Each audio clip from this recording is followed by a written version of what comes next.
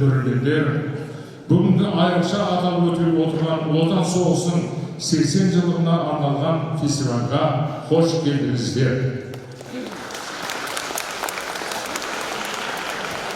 Фестиваль бұл тек жай ғана тарихымыздың мықты екенін құрметтеу емес, біздің бірлігіміздің мықты екенін еске салу, отанға деген махаббат пен бейбітшілікке ұмтылу. Біздер осы тәуелсіздік жолында жанқиярлықпен күрескен жандарды ерекше құрметтейміз. Өздеріне сеніммен алға ұмтыла отырып, дәстүріміз бен атадан балаға мұра болып келе жатқан барлық құндылықтарымызды сақтап, жалғасын тауып келеді.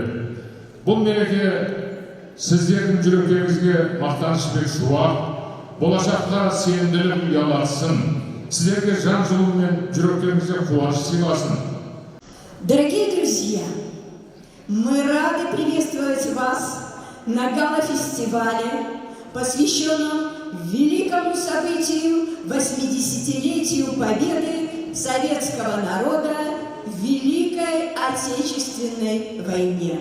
Құрметті ардагерлер, қадірменді ағайын, өздеріңіз білесіздер, ұлы егістің 80 жылдығына бірнеше ғана күн қалды.